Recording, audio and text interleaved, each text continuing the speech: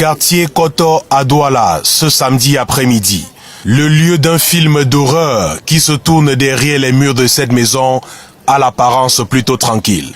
La forte présence des forces de sécurité donne à croire qu'un assaut se prépare à être lancé pour déloger des terroristes que non.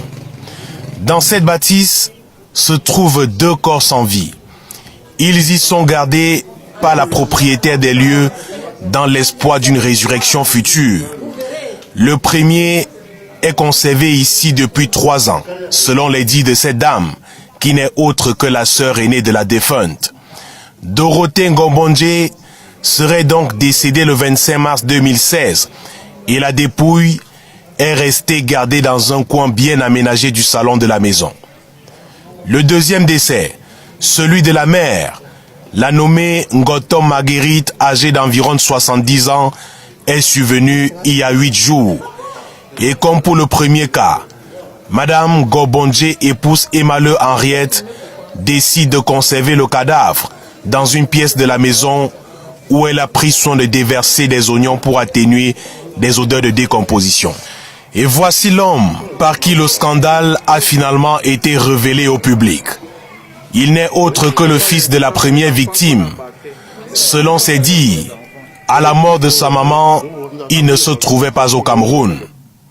C'est à son retour, il y a plus d'1 an qu'il découvre la pratique. Indigné, il tente de dénoncer sa tante, mais il est dissuadé dans son élan par des membres de sa famille qui eux aussi croient à une résurrection. C'est après le décès de sa grand-mère, il y a quelques jours, qu'outré, il décide de tout balancer. Le quartier est donc pris d'assaut. Curieux, voisins, autorités administratives sont venus témoigner de l'horreur. Après un tour dans la maison, en compagnie du procureur de la République, le médecin légiste pense que les 2 femmes auraient été assassinées sous réserve d'examens approfondis qui seront effectués sur les 2 dépouilles actuellement gardées à l'hôpital Akentini de Douala. Câblée en permanence sur la chaîne de télévision Emmanuel TV et jusqu'au moment où elle était conduite au commissariat du 12e arrondissement de Douala, Ngobondje, épouse Emale, continue à croire, dur comme fer, que sa sœur et sa mère vont ressusciter par un miracle de Dieu.